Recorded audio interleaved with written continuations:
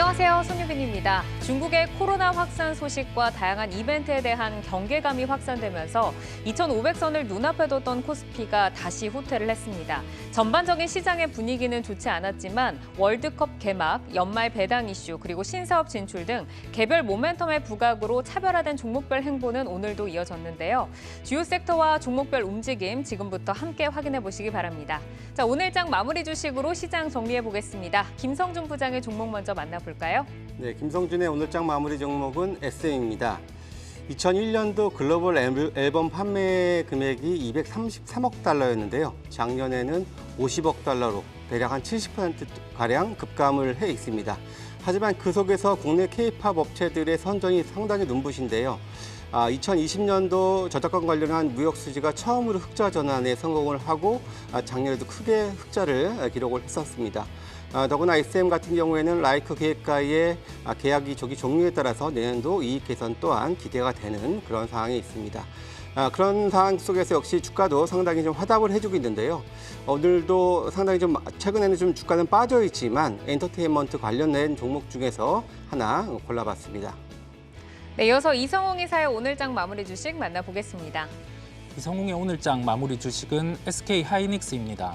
하이닉스의 경우는 4분기 실적에 대한 적자 전환 가능성, 이 부분이 주가에 반응을 하면서 최근엔 조정세가 나오고 있습니다. 적자에 대한 경우는 주가에 반영이 되어 있는 상황이고 우리가 초점을 맞춰야 할 부분은 과연 삼성전자 같은 경우가 감산 외에도 증산을 택하는지 이 여부를 체크를 해야 되겠습니다. 하지만 주가 조정세 같은 경우는 IT 업종은 주가가 산업보다 빠른 경향이 있습니다. 이 특징을 이용해서 관련된 종목들 또 언급드리도록 하겠습니다. 네, SK 하이닉스가 내년 1분기 적자 전망이 나오고 있습니다. 하지만 말씀을 주신 것처럼 이미 주가가 어느 정도 반영을 해서 내년 주가는 현재 대비해서는 큰 폭으로 상승했을 가능성이 높다는 의견이 주를 이루고 있는데요. 바닥권을 잘 체크를 하면서 대응을 하셔야겠습니다. 자, 조윤석 팀장의 오늘장 마무리 주식은요? 네, 조윤석의 오늘장 마무리 주식은 현대두산인프라코어입니다. 그간 시장을 가장 뜨겁게 달궜던 테마가 두 가지가 있었죠. 바로 우크라이나 재건 테마 그리고 네옴시티였습니다. 이 두 가지의 테마가 큰 폭의 피크아웃을 하는 모습을 보여주면서 주가의 변동성이 좀 심해지는 모습을 보여주고 있는데요. 현재 주식시장 상황이 변동성이 좀 확대되는 모습이고 또 피크아웃되는 모멘텀들에 대해서는 차익 실현이 나오는 분위기이기 때문에 같은 결의 시장에 가장 어울리는 종목이다 생각해서 오늘은 현대두산인프라코어를 꼽아봤습니다.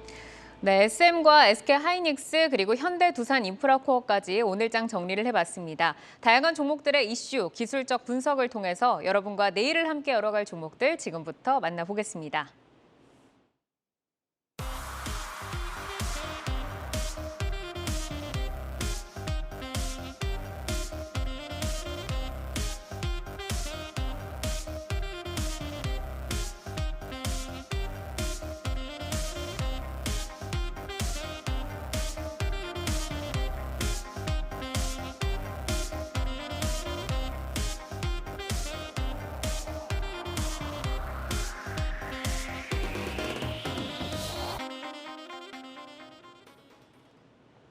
이슈를 통해 성장주와 주도주를 찾아보는 종목인 이슈 시간입니다. 오늘은 성장주 신사업 리그 내년 예상 승자는인데요.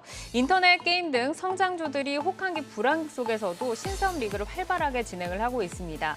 국내 최대의 게임쇼라고 불리는 지스타가 어제 성황리에 막을 내렸는데 이번 지스타는 비단 게임 업체만의 잔치가 아니었습니다. 삼성전자, 네이버, 틱톡까지 기업 간의 부스를 내고 특히 하이브는 지스타에서 게임 사업의 본격 행보를 알렸는데요. 성장주들의 신사업 리그 그리고 향후 기대되는 성과 다각도로 진단을 해보도록 하겠습니다. 자, 이제 2022년의 증시가 한 달여밖에 남지 않았습니다. 과연 연말의 주도주는 누가 될 것인가에 대해서 의견이 분분한데 대형주 중심의 산타랠리가 펼쳐질 것이다. 그리고 낙폭과대 성장주 중심의 안도랠리로 나뉠 것이다. 이렇게 좀 분위기가 나뉘고 있습니다. 이성홍 이사께서는 어떻게 생각하시는지 의견 먼저 들어볼까요? 우리가 시장에서 주식이 반응을 하는 건 실적 시즌에 시장이 괜찮을 경우 실적에 반응을 하고 실적 시즌 이외에는 좀 모멘텀에 반응을 하는 경향이 있습니다. 그 모멘텀 같은 경우는 이 부분이 주가에 반영되어 있냐 아니냐에 따라서 주가의 상승에 대한 여력은 또 다르기 마련입니다. 지금 시장 같은 경우는 연말 시장이에요. 우리가 여기에서 알 수 있는 점은 자, 3분기 실적은 이제 마무리가 되는 시점입니다. 그러면 바라봐야 할 점은 첫 번째로는 하반기에 정부 정책의 발표와 관련된 업종이 어떤 게 있을까? 두 번째로는 하반기 그리고 내년 상반기 같은 경우 대기업 같은 경우가 연내 사업 계획을 발표를 하게 돼요. 그와 연관해서 주도될 수 있는 업종이 무엇인가에 대한 고민이 필요합니다. 그러면 여기에서 우리의 결론은 첫 번째로는 로봇 산업 같은 경우가 연말에 정부 정책이 나오고 그다음에 대기업 같은 경우 본격적인 그 완성형 로봇에 대한 발표를 하게 됩니다. 그러면 3분기 실적이 끝난 기점에서 로봇 사업 같은 경우는 부각이 가능할 것으로 보이고요. 그다음에 게임 업종 같은 경우는 업종 내에서도 종목의 흐름이 갈릴 수는 있어요. 이게 왜냐하면 지금 올해 이외에 내년의 실적 같은 경우를 우리가 현재 시가총액에 대입을 해봅니다. 이 시가총액의 대입 같은 경우는 자 올해 지금 게임 업종 같은 경우는 예상이익 같은 경우 톤이 다운이 됐어요. 그다음에 주가 조정이 함께 나왔습니다. 그리고 나서는 이제 내년 실적에 반응할 수 있는 정도로 조정이 나온 종목을 초점을 맞출 필요가 있어요. 그러면 우리가 여기에서 살펴봐야 될 점은 실제 기업의 이익의 톤이 주가 같은 경우가 그 밑에 위치를 하고 있는 그러한 기업들 같은 경우가 시장에 대해서 신장 모멘텀이 부각이 되면 주가가 빠르게 반등이 나타날 수 있습니다. 대표적으로 NC소프트라는 종목이 있겠죠. 이렇게 우리가 지금 절대 주가가 떠 있는 종목들 같은 경우는 각 밸류에이션 같은 경우도 목에 차 있어요. 그런데 빠져 있는 종목군들 중에서 모멘텀이 부각될 수 있고 빠져 있는 종목이 아니더라도 실적 대비해서 주가가 지금 하회를 해 있는 쪽은 모멘텀이 부각되면 주가가 강할 수 있는 그러한 특성을 기억을 하고 지금 시장 같은 경우는 그러한 시각으로 대응을 하셔야 되겠습니다. 그러니까 정부 정책의 수혜도 입을 수 있고 또 기업의 신사업에 투자가 이루어질 수 있는 로봇 섹터를 좀 관심 있게 보자. 그리고 실적에 미치지 못하는 주가의 신작 플레이까지 가능한 게임주를 좀 선별해서 보자라고 말씀을 주셨고요. 조윤석 팀장은 남은 연말 어떤 장세를 좀 예상을 하세요? 네, 우선 현재 시장의 상태를 잠깐 짚어보고 넘어가야 될 것 같습니다. 종목들별로 시장이 올라오게 되면서 굉장히 가파르게 올랐던 종목들이 있었죠. 바로 수급적으로 분석을 하게 되면은 넷 포지션의 축소라는 것으로 결론 낼 수 있을 것 같습니다. 여기서 넷 포지션 축소라는 것은 롱과 숏 두 포지션이 둘 다 줄어드는 것을 뜻하는데요. 이런 두 포지션이 다 줄어들다 보니까 현재 상황에서 종목들, 특히 대형주 같은 것들이 큰 폭의 변동성이 나올 확률은 매우 적다고 보고 있습니다. 그렇다면 시장에 관심을 갖고 있을 수 있는 사이즈를 한번 찾아보셔야 되겠죠. 바로 중소형주 거래소 종목이거나 혹은 코스닥 종목 중에서 작은 종목들 이런 것들이 좀 사이즈 면에서 주목을 받을까 우선 생각을 하고 있고요. 이런 사이즈 면에서 주목을 받다 보니까 지수는 전반적으로 큰 폭의 상승이나 큰 폭의 하락은 나오지 않을 거고 좁은 박스권 내에서 움직일 것으로 보이고 있기 때문에 약 2,300포인트에서 높게 본다면 2,500포인트 정도까지를 염두에 두시고 오르지 않게 되면 매수 그리고 오르게 되면 매도 이렇게 되면 역으로 좀 움직여야 되는 시장이라고 우선 판단을 하고 있습니다.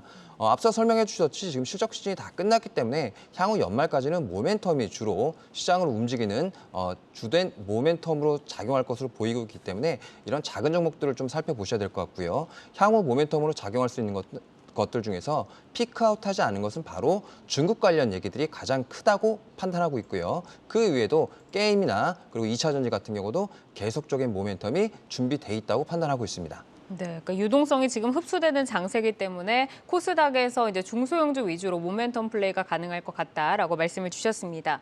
자, 어제 막을 내린 지스타에서 다양한 신작들의 향연이 펼쳐졌습니다. 그런데 그 가운데서 또 게임들이 잘 구동될 수 있도록 환경을 만들어주는 플랫폼, 클라우드 업체들의 활약도 좀 눈에 띄었는데 네이버가 네이버 클라우드 부스에서 다양한 클라우드 서비스를 선보였고요. 향후 다양한 업체와의 협력 기대감도 키웠습니다. 하지만 사실 3분기 성적표를 좀 들여다보면 네이버의 클라우드 매출이 그동안 좀 부진했거든요. 근데 향후에 이 네이버의 좀 플랫폼적으로, 이 클라우드적으로 성장 스토리를 좀 어떻게 전망하시는지 이성웅 이사께 들어볼까요? 우리가 플랫폼의 확대 같은 경우는 혁신이 필요합니다. 혁신이라 함은 일반적인 우리가 스마트폰이 나왔을 때의 시기, 그다음에 이 스마트폰 이외에 또 교체할 수 있는 다른 제품이 나왔을 때 시기 같은 경우가 주기적인 혁신이라고 일컬을 수 있겠는데요. 이 부분과 관련해서 네이버 클라우드가 부각될 수 있는 점에 연결고리가 무엇인지 일단 고민이 필요할 것 같아요. 그러면 이 안에서 이 신사업 같은 경우가 드라마틱하게 실적이 올라온다라고 하면 네이버의 현재 주가 수준 같은 경우에 위치가 중요합니다. 올해 네이버의 예상 영업이익 같은 경우는 1조 3,200억 원대입니다. 여기에서 비용을 제해보는 거죠. 그러면 한 1조 원대 초반에 이익 체력이 나와요. 그리고 나서 현재 시가총액을 대입을 해봅니다. 약 30조 원입니다. 그러면 우리가 여기에서 알 수 있는 점은 자, 경쟁업체, 동종업체 대비해서 네이버는 아직 비싸다는 점입니다. 그러면 여기에서 주가가 상승할 수 있는 요인은 뭐냐? 현재 네이버가 추진하는 본업 같은 경우에 이익은 공고하게 나오고 신사업 같은 경우에 이익 같은 경우가 성장하는 모습, 연간 10%대 이상, 가장 좋은 게 한 30%대 성장을 보여줘야지 멀티플이 올라갈 수 있어요. 우리는 이 특성을 기억을 하고 네이버 클라우드 부분 같은 경우는 혁신적인 기기가 나와야 돼요. 그러면 우리가 내년을 볼 수 있겠죠. 내년 초에 AR, VR 기기 이 부분과 연계해서 실제 판매치 같은 경우가 예상치보다 높게 나올 때 같은 경우는 플랫폼과 관련된 성장주들이 또 부각이 가능해요. 그렇다 보니 하나의 허들이 남아 있는 겁니다. 우리가 그 생각을 하고 살펴볼 필요가 있겠습니다. 그러니까 클라우드 같은 경우에는 어쨌든 새로운 기기와의 연결이 조금 필요한 섹터고 지금 말씀을 주신 부분은 신사업에서 성장을 가시화해야 된다. 여기서 좀 보여줘야 된다라는 말씀이신데 사실 네이버가 지금 웹툰을 기반으로 한 신작 게임 소식도 쏟아지고 있고 또 3분기 매출을 봐도 콘텐츠라던가 커머스 부분의 활약이 지금 돋보이고 있습니다. 네이버가 이제 차세대 커뮤니티를 좀 신성장 동력으로 강조를 하고 있는데 이사님께서 보시기에 지금 긍정적인 방향으로 가고 있다라고 보실까요? 콘텐츠와 커머스 부분의 매출은 이제 안정화가 되어 있어요. 즉 성장이 답보되고 시장 점유율이 올라가 있는 상황이고 여기에서 거두는 이익 같은 경우는 꾸준히 증가를 하고 있습니다. 그러면 이 부분은 네이버의 주가에 지금 반영이 되어 있단 말이거든요. 여기에서 확장해서 생각을 해볼게요. 자, 콘텐츠 부분 같은 경우는 우리가 연결해서 생각할 게 많습니다. 클라우드, 콘텐츠 이 부분과 함께 공통적으로 하나의 요소가 필요한 거죠. 아까도 기기, 지금 또 기기. 이 부분 같은 경우 구체화해서 한번 얘기를 해볼게요. 아까 내년에 새로운 기기가 출시된다는 언급을 말씀을 드렸어요. 애플 같은 경우는 새로운 기기를 출시할 때 매년 3월 달에 출시를 해왔습니다. 이번에 VR, XR 기기를 AR, VR 기기를 출시를 하면 이 3월에 예상 판매치가 나올 겁니다. 그러면 그 이전에 일단은 관련해서 바뀌는 공정들, 장비, 소재 이쪽 단위 먼저 반등이 나오겠죠. 그리고 나서 3월에 실제적으로 애플이 예상 판매치의 허들을 넘어서면 그때 이제 반응들 같은 경우가 컨텐츠라든지 확장할 수 있는 그러한 시각들과 관련된 주가의 반등이 나올 수 있어요. 애플의 이번 기기를 통해서 중점적인 목표는 뭐냐면 이 세계관의 구축입니다. 내가 바닷가에 가지 않아도 바닷가에 가 있는 것처럼 가족들이 가 있는 것처럼 그런 관의 구축이기 때문에 우리가 소프트웨어 땅 같은 경우도 애플에서 왜 이 기기를 출시하는지 그 부분을 고민을 해볼 필요가 있겠고 예상치보다 높은 판매가 나타나면 소프트웨어 단, 그다음에 클라우드 단, 컨텐츠 단 모두 반응을 할 수 있는 그러한 긍정의 시각도 열림을 우리는 생각해야 되겠습니다. 그러니까 내년에 얼마나 애플이 좀 이 시장의 성장성을 보여주느냐에 따라서 이제 카카오가 움직일 것이다라는 말씀이신데 이제 네이버가 움직일 것이다라는 이제 말씀이십니다. 이제 카카오를 조금 들여다보면 카카오는 3분기 콘텐츠 성장률이 예상보다 낮게 나타나면서 향후 지금 전망에 대한 기대치도 좀 하향 조정되는 분위기입니다. 사실 주가 흐름을 보더라도 카카오페이나 카카오뱅크 좀 탄력이 좀 있는 모습을 보였지만 카카오는 그렇게 따라가지 못했거든요. 또 최근에 먹통 사태에 따라서 보상금 부분이라던가 이런 리스크도 좀 있었는데 신성장 동력에 대한 의구심이 지금 시장에 좀 있는 것 같습니다. 향후 주목할 신성장 동력에 대해서 어떻게 좀 생각하시나요, 팀장님? 네, 지금 카카오 같은 경우가 조금 시장보다 안 좋아서 좀 주가는 지지부진하고 있는 상황입니다. 특히 콘텐츠 부분을 언급해 주셨는데요. 보통 이런 플랫폼 업체들이 대규모의 컨텐츠에 투자를 하게 되면서 이 컨텐츠가 지적 재산권으로 활용이 되면서 또 하나의 현금을 만들어내는 그런 창출 수단으로 작용을 해야 되는데 그 부분이 조금 아직 시장 기대치에 못 미친다라고 되면서 아직까지 좋은 평가를 얻지 못하고 있습니다. 하지만 현재 상황에서는 궤도에 올라 있는 상황이기 때문에 이런 투자들이 계속 이루어지고 또 이런 시장이 확대가 되면 될수록 나중에 IP로 벌어들일 수 있는 현금 창출 능력은 굉장히 좀 커지기 때문에 아직은 좀 힘들지만 그래도 나중에 되면 충분히 희망을 가지고 있다라는 표현으로 우선 카카오 전체를 말씀드릴 수 있을 것 같고요. 그 외에도 작년에 굉장히 뜨거운 이슈였던 NFT 같은 경우도 카카오에서 대규모로 좀 준비하고 있었는데 현재 코인 시장이나 그 NFT 시장 같은 경우가 상당히 외적 변수에 인해서 좀 안 좋은 상황입니다. 그렇기 때문에 이런 부분에 대해서도 현금 창출 능력, 그리고 현금 창출할 수 있는 시기가 점점 뒤로 미뤄지면서 신사업 부분에 대해서 카카오 본사 내에서 우려를 좀 자아내고 있는 모습이 좀 안타까운 현실인데요. 그에 반해서 말씀해 주셨던 카카오페이, 카카오뱅크 같은 경우는 시장 성장률보다 더 좋은 속도를 내주게 되면서 성장 속도에 대한 부분은 이견이 없는 모습입니다. 하지만 이런 시장 성장 속도가 나온다고 해도 현재 주가 대비 얼마나 싸느냐는 그거는 조금 고려해 보셔야 될 그 요건이라고 보시면 될 것 같고요. 오히려 카카오 주가가 좋기 위해서는 이런 자회사의 신성장 동력뿐만 아니고 카카오의 수평적 비즈니스가 상당히 좀 중요할 걸로 보고 있습니다. 기존에 매출이 나왔던 포털이나 광고 쪽의 매출을 또 한번 업그레이드 시킬 수 있는 매출을 뜻하는 것인데요. 이런 것들을 바로 수평적 사업 확장이라고 말씀드릴 수 있을 것 같습니다. 예를 들어서 오픈 채팅에 광고를 붙인다든지 혹은 쇼폼이라는 새로운 동영상 플랫폼을 만들어가지고 여태까지 갖고 있던 그런 SNS 사용자들에게 다시 한번 현금화를 시키게 되는 것이죠. 이런 부분이 오히려 카카오의 본연적인 주가에는 더 큰 매력으로 다가올 것으로 판단하고 있기 때문에 신성장 동력을 보시기보다는 현재 상황에서는 카카오 본연의 그런 기본적인 사업이 더 중요할 것이라는 의견 전해드리고 싶습니다. 네, 이제 대표 성장주인 네이버와 카카오 이야기를 좀 나눠봤고요. 이어서 하이브에 대해서 좀 짚고 가도록 하겠습니다. 사실 이제 하이브가 지스타에서 본격적으로 게임 사업에 진출을 선언을 했습니다. 그동안은 하이브에서 BTS가 워낙 막강한 지배력을 차지를 하고 있었다 보니까 BTS의 군입대 문제로 인해서 주가가 많이 흔들렸었는데 지금 시장에서 게임 산업 진출과 관련해서 긍정적인 반응을 내놓고 있거든요. 과연 여기에 우리가 조금 기대를 해봐도 좋을지 이성웅 이사 어떻게 생각하세요?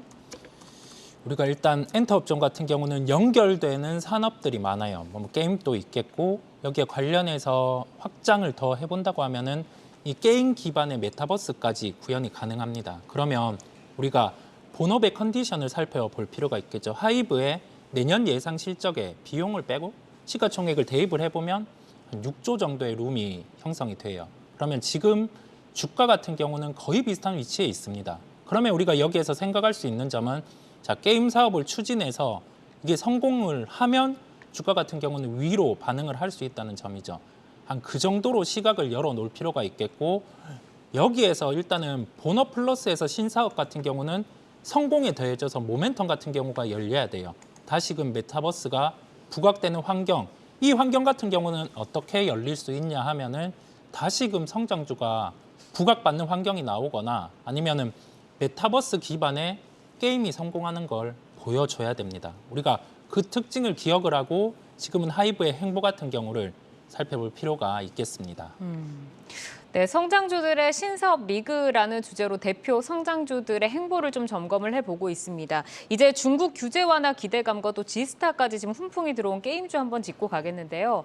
지난 주말에 지스타에 관한 기사가 정말 많이 쏟아졌습니다. 근데 이제 게임 소식에서 눈길을 끈 게 단연코 좀 크래프톤이 아니었나 싶은데 칼리스토 크래프톤에 대한 시장의 관심이 지금 굉장히 높고요. 12월 2일에 PC와 콘솔로 글로벌 출격을 지금 예고를 했습니다.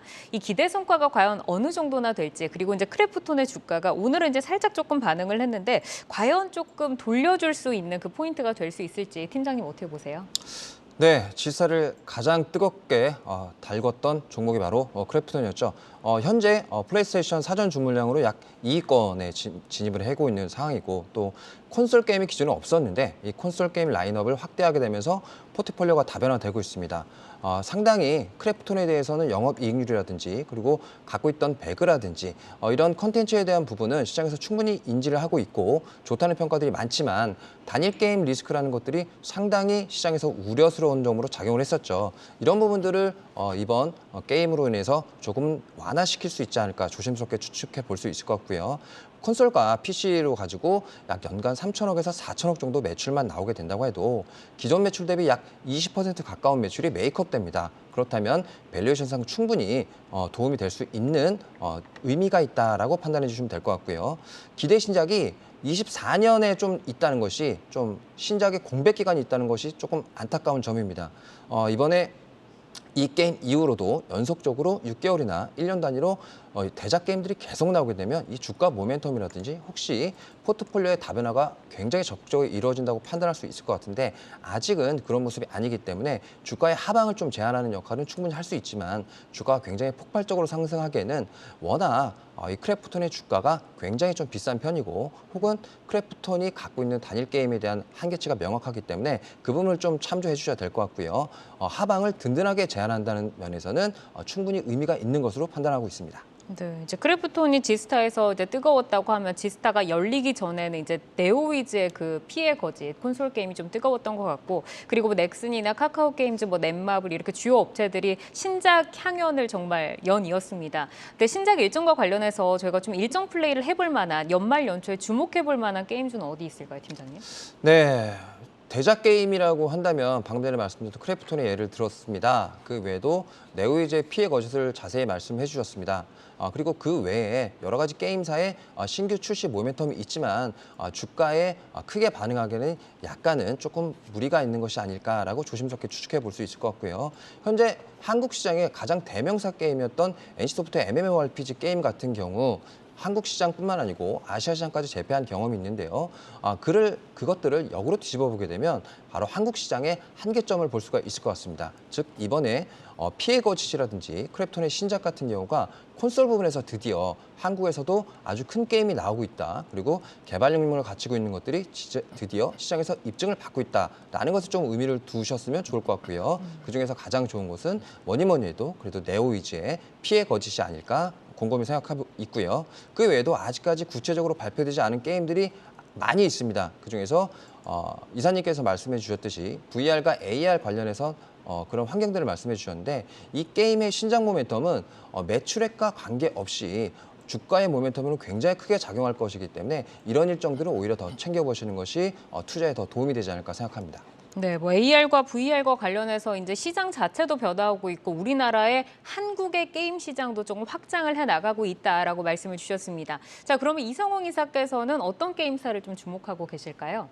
우리가 게임주의 모멘텀이 될 수 있는 건 신규 게임 출시입니다. 그리고 이 신규 게임 출시 같은 경우가 글로벌 단으로 이루어지는 그러한 게임이 있다고 하면은 그 모멘텀은 더 부각될 수 있고 여기에 지금 내년의 이익 같은 경우로 현재 시총에 대입을 했을 때 부담이 없는 구간, 위로 룸이 열려 있다고 하면 그 부분은 더 금상첨화라고 할 수 있겠습니다. NC소프트 같은 경우는 현재 시가총액이 10조입니다. 그런데 내년에 지금 예상되는 이익을 대입을 하면 열려있는 룸은 시가총액이 13조로 환산이 돼요. 일단은 기본적인 30%의 룸이 열려있는 상황에서 내년 1분기에 출시되는 TL이라는 신작 같은 경우가 예상보다 잘 히트를 친다고 하면 이 부분은 주가의 반등의 촉매가 될 수 있습니다.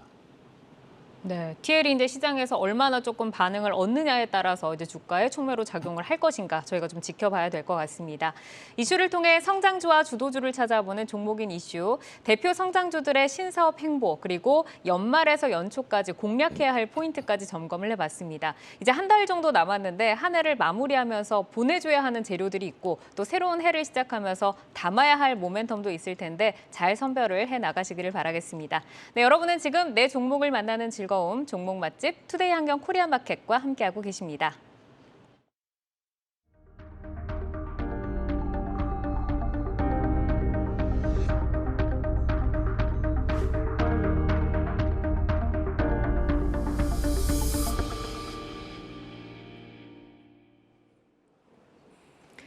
네, 주식창 조회수를 통해 투자자분들의 관심 종목 만나보는 조회수 업앤다운 시간입니다. 오늘은 어떤 종목 올라왔을까요?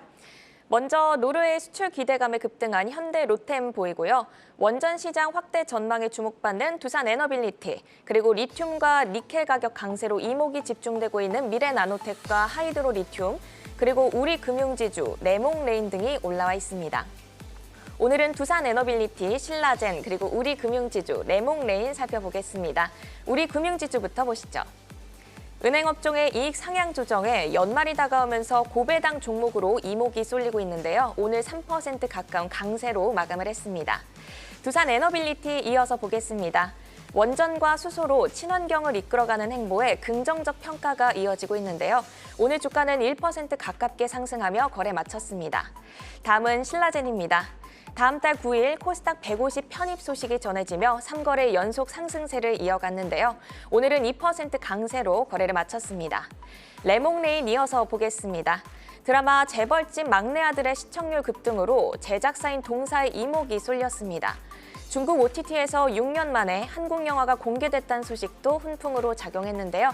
장 초반부터 강세로 시작해 급등세를 연출했습니다. 오늘 16% 상승 유지하면서 마감을 했습니다. 네, 그러면 우리 금융지주부터 김성준 부장님과 살펴보겠습니다. 연말이 다가오면서 고배당 종목으로 이목이 쏠리면서 우리 금융지주, 신한지주 같은 종목들이 부각이 되고 있는데요. 연말 배당 플레이 전략 유효하다고 보실까요? 네, 일단 기본적으로 고배당주의 투자 전략은 한 가지만 체크를 해보시면 좋을 것 같아요. 올해보다 내년도 실적이 좋아질 수 있느냐가 가장 좀 포인트일 것 같습니다. 과거에 작년 같은 경우를 예를 들면은 석유화학 같은 종목들이 고배당주들이 많았는데 올해 이익이 감익이 예상이 되면서 배당락 이후에 주가 흐름이 상당히 좀 안 좋았었거든요. 근데 상대적으로 은행업종은 전반적으로 올해도 작년 대비 한 10에서 한 20% 정도 이익 개선이 진행이 되고 있는 상황이고요. 물론 최근 들어서 예금 금리 경쟁도 좀 치열해지고 있고 또 기준금리 상승도 역시 내년 이제 어느 정도 조금 정점을 다가가는 그런 흐름을 보여주고 있어서 수익자 마진 같은 경우에는 내년에는 조금 올해보다는 꺾일 수 있을 것으로 보여지긴 합니다만 그래도 이익은 올해보다도 내년이 소폭이나마 개선될 수 있을 것이다라고 보여진다면은 충분히 배당주 관점에서의 투자 매력들은 우리 금융지주뿐만 아니라 다른 그런 은행 업종들 전반적으로 좀 관심을 가져봐도 좋겠다. 이렇게 말씀드릴 수 있겠습니다. 네, 아무래도 은행업 쪽이 내년 이익이 더 개선되는 업종이기 때문에 이런 배당 플레이 전략 충분히 매력적이다라는 말씀 주셨는데요. 말씀 주셨듯이 우리 금융지주가 상당히 높은 배당 성향이 매력적인 종목이죠. 그렇다면 현 가격대에서 어떤 대응이 유효할까요? 예, 기본적으로 우리 금융지주가 최근 한 25% 정도의 배당 성향을 좀 보여왔었고요. 상대적으로 다른 은행권보다도 부동산 PF 노출도가 상대적으로 많이 낮습니다. 그렇기 때문에 그런 좀 불안감은 상대적으로 적다라고 보여질 수가 있겠고요. 다만 내년도 하반기 정도에 M&A를 통해서 증권업 진출도 모색을 하고 있는 상황인데요. 그렇다면은 이제 기존의 배당 성향보다는 왜냐하면 인수하기 위해서 자금이 필요하기 때문에 배당 성향을 조금 줄일 여지도 있을 거다. 이렇게 보여지는데요. 일단은 25% 정도라고 친다면 연말 배당으로 대략 한 1,000원일 텐데 그거보다 조금 적다고 하더라도 충분히 고배당주로서의 매력은 유지를 한다라고 볼 수가 있고요. 퍼도 한 3배 정도니까 그렇게 큰 부담은 없다 말씀을 드립니다. 차트 보실 텐데요. 사실 이익은 꾸준히 좋아지고 있습니다만 올해 들어서 은행주 전체적으로 좀 침체하는 주가적으로 침체하는 그런 움직임을 보여주고 있지만 최근에는 10,000원대 초반에서는 계속해서 좀 저점은 서서히 높여가고 있는 모습 보여주고 있습니다. 기본적으로 일단 주가가 제가 이제 11,300원 이번 달 저점 수준인데 오히려 떨어진다면 배당 매력은 더 커질 수가 있겠죠. 그래서 오히려 떨어질 때는 오히려 매수의 기회로 보여지고요. 반면에 주가가 반등을 해서 저항가 14,000원인데 올라가면 오히려 배당 받기보다도 그냥 어느 정도 이익 실현을 해 나가면서 이러한 좀 이제 박스권 플레이를 하셔도 좀 좋을 것 같다 이렇게 말씀드립니다. 네, 하반기에 증권업 진출을 모색할 예정이기 때문에 유보율이 좀 높아질 수 있어서 배당이 적어질 수는 있다. 하지만 현 가격대 충분히 저평가 국면이다라는 말씀이셨습니다. 그럼 이어서 두산에너빌리티 보겠습니다. 원전과 수소 모멘텀으로 주목을 받고 있는데요. 특히 이 원자력 시장의 가장 큰 수혜주로 꼽히고 있습니다. 대형 원전이나 이 SMR로 추가 수주에 대한 기대가 큰데요. 이 부분 먼저 그러면 들어볼까요? 사실 뭐 국내 원전 업체들의 경쟁력은 뭐 충분합니다. 뭐 가격적으로나 납기를 또 잘 맞춘다라는 그러한 장점들을 가지고 있는데, 그런데 최근에 있었던 이 폴란드 6기 대형 프로젝트를 미국 웨스팅하우스사가 수주를 했죠. 물론 국내 이 이제 업체들은 한수원을 통해서 이제 폴란드 민간 발전 사업자와 MOU를 체결을 했고 2026년도 착공을 예정을 하고 있는 상황입니다. 근데 제가 여기서 좀 주목을 해봐야 될 것이 사실 이 미국 웨스팅하우스사가 이제 지적재산권 문제로 소송을 제기를 한 바 있죠. 그렇다면은 향후에 소송의 패소라고도 하게 된다면은 일단 매출에 큰 차질이 생길 수가 있는 그런 우려가 있습니다.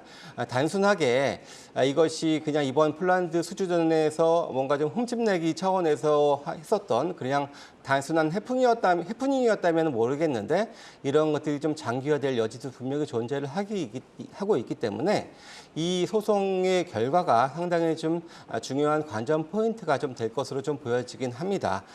그런 점들을 좀 염두를 해 두셔야 되고 이러한 난관들을 극복한다면 사실 국내 경쟁력이 뭐 원탑이라고 봐도 무관할 거라고 보여지고요. 그렇다면은 관련된 시장에서는 충분한 경쟁력을 가지고 있는 것이 국내 업체들이고 그 안에서도 두산 에너빌리티가 가장 중심에 서 있기 때문에 그러한 차원에서는 계속해서 좀 주목은 해봐야겠다 말씀드립니다. 네, 미국 웨스팅하우스 소송 리스크가 해소가 되는지 그 부분 확인이 필요한데 그걸 잘 극복하면 충분한 경쟁력을 가진 탑픽 종목으로 볼 수 있다 말씀이셨습니다. 주가적인 측면에서도 한번 보겠습니다. 탄력적인 우상향 추세를 이어가다가 지난주부터 탄력이 다소 둔화되고 있는데요. 그렇다면 현 시점에서 어떤 대응 유효할까요? 기본적으로 최근 들어서 이 자회사들 두산밥켓 그리고 두산 퓨얼셀 주가도 좋고 실적도 잘 나오고 있는 상황입니다. 그런 차원에서의 지분 가치 상승은 분명히 긍정적인 요인이 될 수 있을 것으로 보여지고요. 그리고 또 내년부터 이 해상 풍력 관련된 또 이제 터빈 시장이 또 이제 시작을 하거든요. 그래서 어느 정도 하방은 분명히 좀 하방 경직성은 가지고 있다 이렇게 좀 말씀을 드릴 수가 있겠고요. 차트 보시면서 좀 말씀드리도록 하겠습니다. 물론 이제 최근 들어서 이제 사우디 빈살만 방한 이후에도 이제 좀 조정을 좀 받고 있는 상황이죠. 관련된 이제 모멘텀이 살짝 이제 뉴스에 파는 흐름도 좀 나오면서 좀 정체를 보여주고는 있습니다만은 그래도 말씀드렸던 것처럼 큰 폭의 조정은 없을 거다 이렇게 전망은 되고요. 21선 정도가 위치해 있는 15,500원 정도 선을 일단은 지지 라인으로 말씀을 드릴 수가 있겠고요. 일단 가격 저항은 19,000원 정도 말씀을 드리도록 하겠습니다. 네, 계속해서 신라젠 보겠습니다. 다음 달 9일 코스닥 150에 편입이 되는데요. 3거래일 연속 상승세를 이어가고 있습니다. 코스닥 150 편입 효과 그리고 향후 주목할 투자 포인트 짚어주신다면요? 기본적으로 이제 오랜 기간 정지가 돼 있다가 풀려나서 크게 시장에 관심을 받았다가 최근 들어서 고점 대비 또 이제 절반 이상 하락을 하고 있는 그런 모습을 보여주고 있죠. 일단 이제 다음 달 이제 코스닥 150 편입 앞두고 있는데요.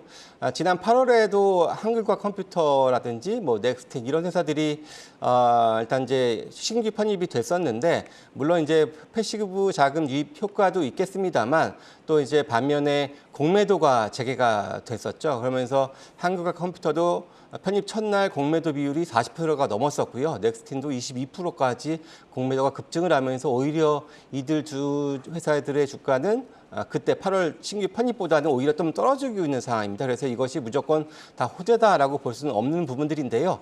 차트 보시면은 그래도 최근 들어서는 꾸준하게 좀 반등을 모색하고 있다 말씀을 좀 드릴 수가 있겠습니다.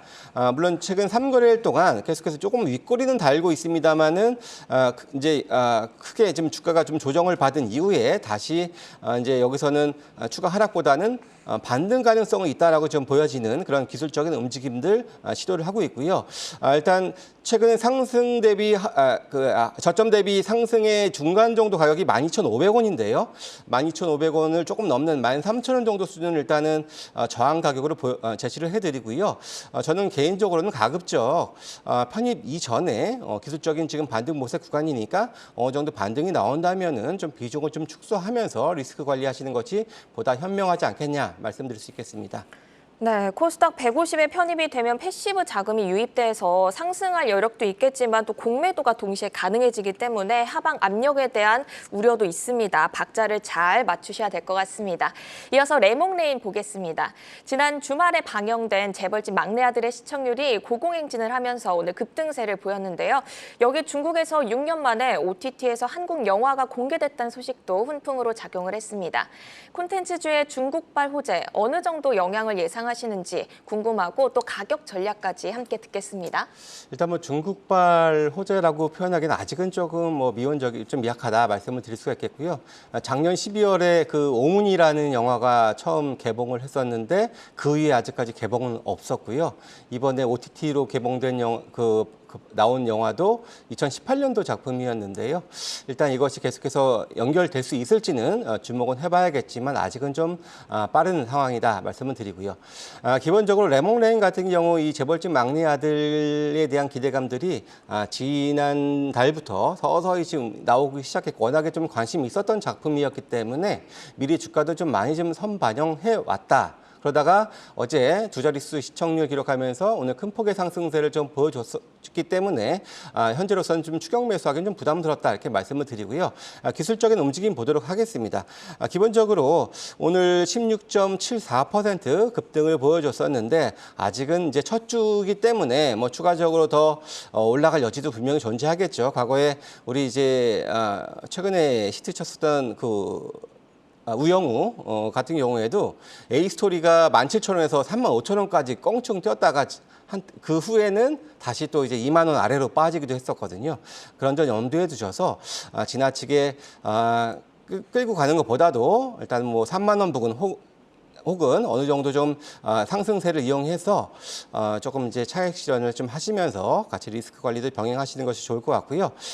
일단 추세 이탈 가격은 오늘 시초가 24,700원 제시해드리도록 하겠습니다. 네, 단기적인 이슈인 만큼 추격 매수는 자제하자는 말씀까지 들어봤습니다. 조회수 업앤다운 우리 금융지주 두산에너빌리티 그리고 신라젠과 레몽레인 점검을 해봤습니다. 배당 매력과 성장 스토리 잘 따라가시면서 효과적인 전략 세워가시길 바랍니다. 종목 조회하고 궁금증도 풀고 조회수 업앤다운은 주식창을 통해 확인하실 수 있습니다.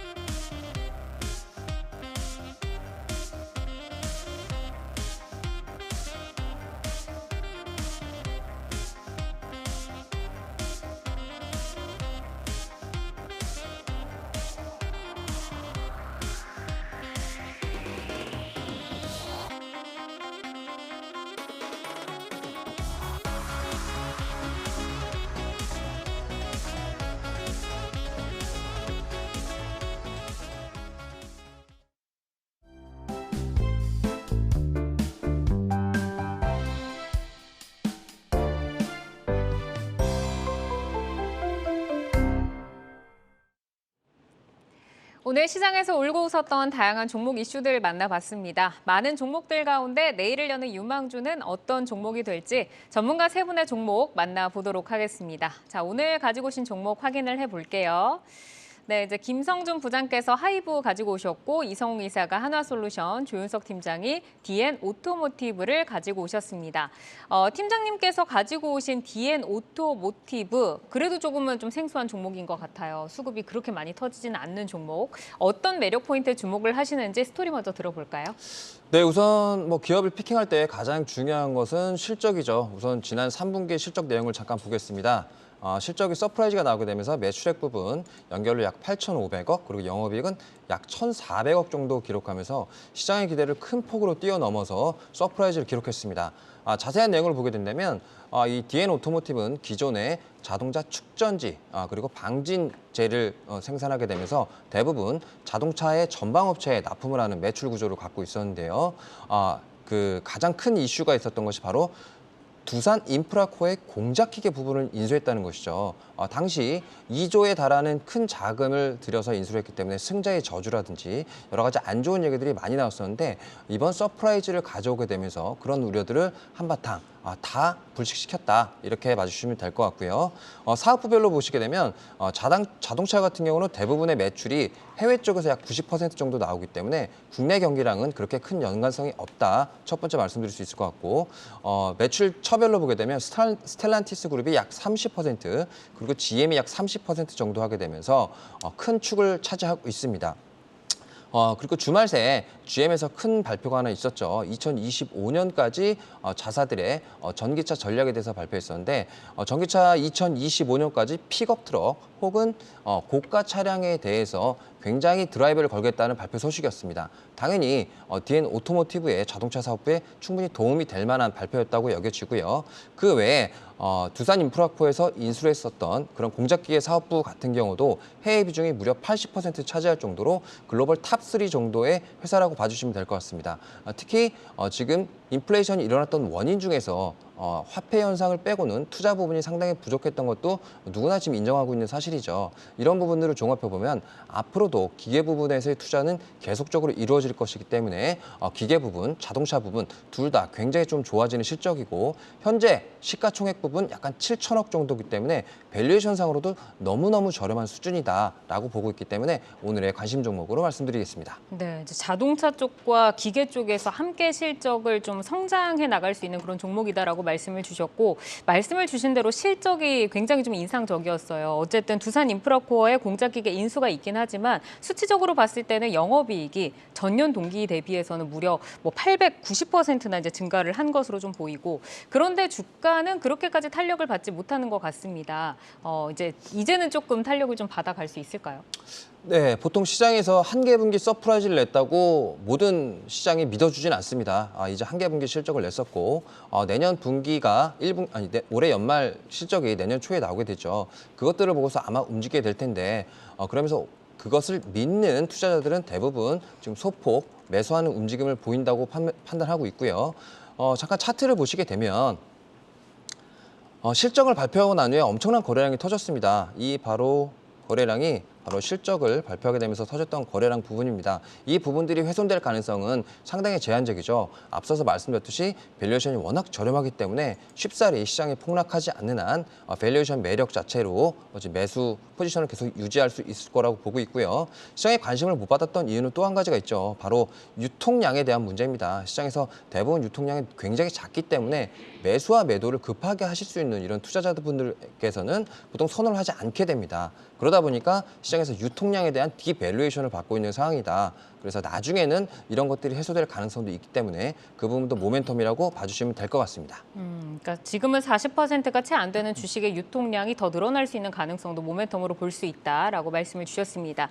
자, 이성원 이사님의 종목으로 넘어가 보도록 하죠. 하나솔루션 가지고 오셨는데 하나솔루션이 미국 인플레 감축법 수혜주에서는 다소 조금 소외를 받은 측면이 있습니다. 하지만 그래도 시장에서 한때 굉장히 강하게 탄력을 줬던 종목인데 이제는 다시 좀 재도약할 수 있는 시점이다라고 좀 보실까요?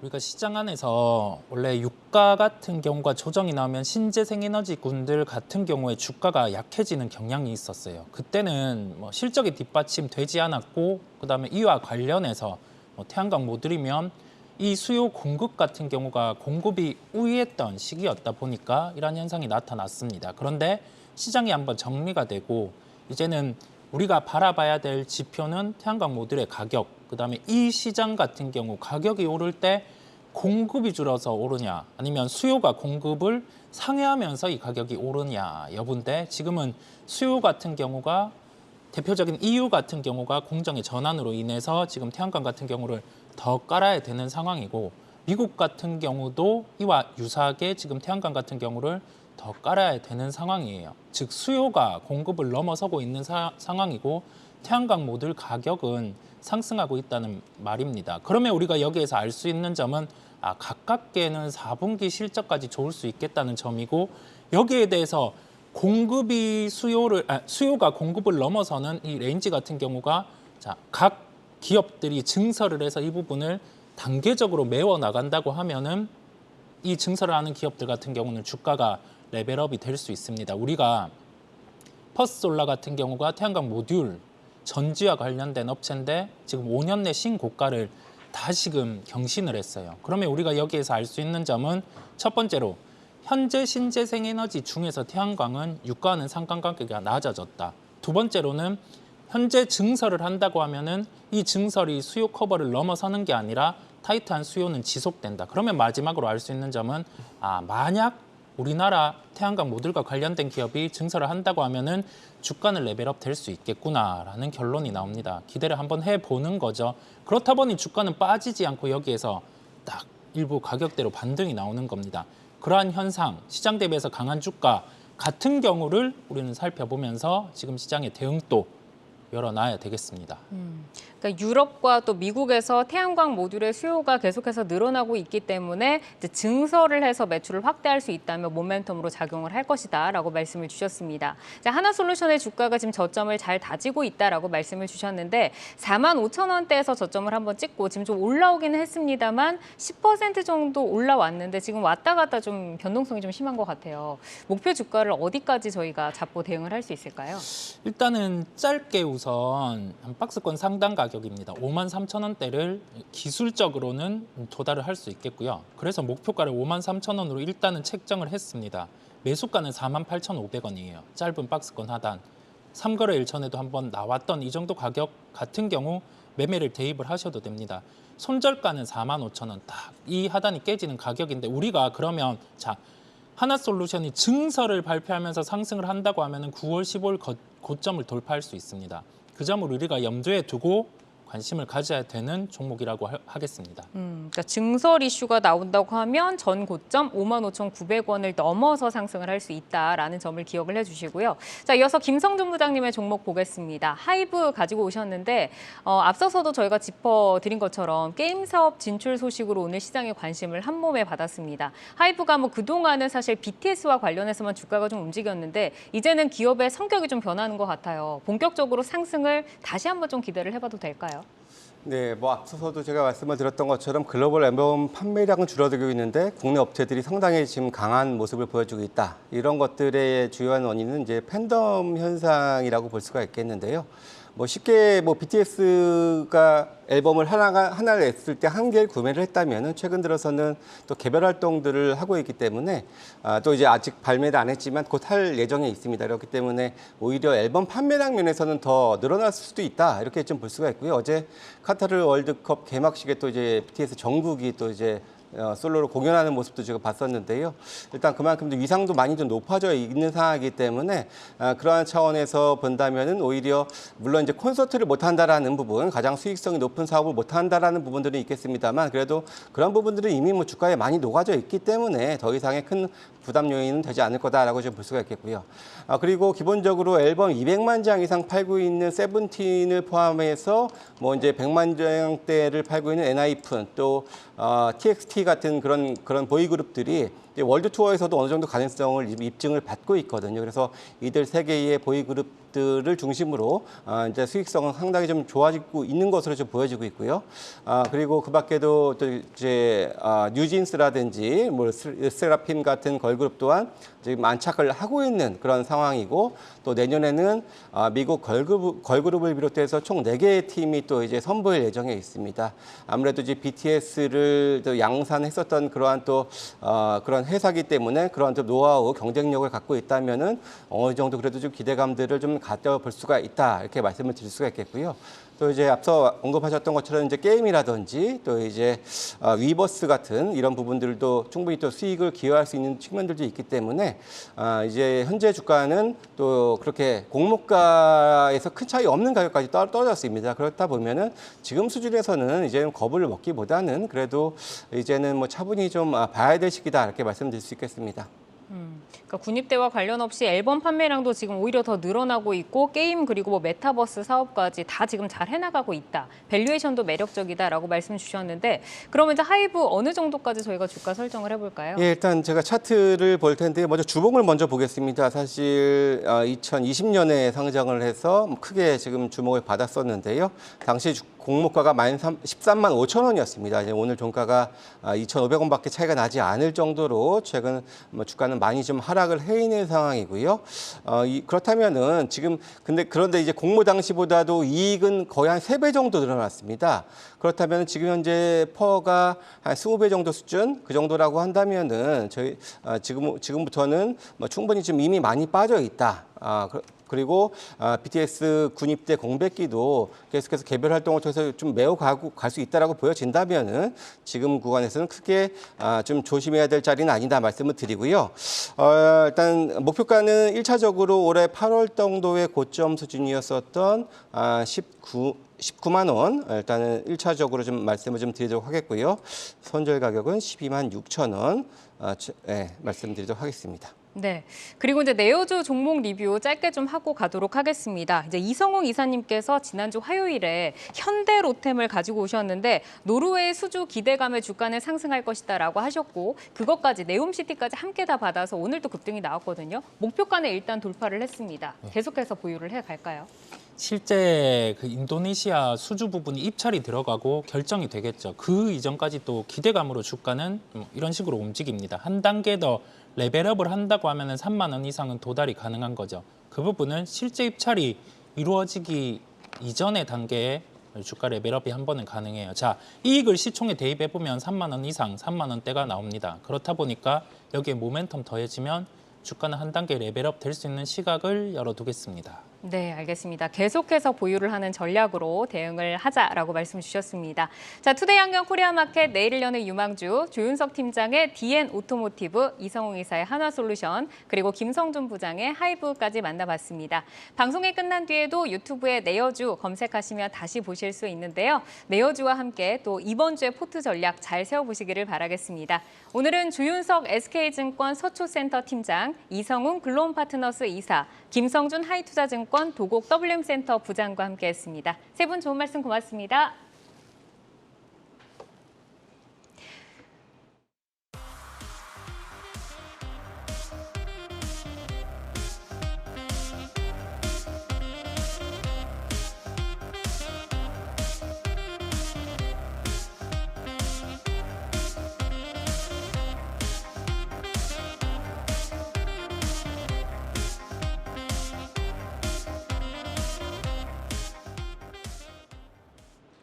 네, 종목을 만나는 즐거움, 종목 맛집 투데이 한경 코리아마켓 저희가 준비한 소식은 여기까지입니다. 저희는 내일 4시에 다시 찾아오겠습니다. 고맙습니다.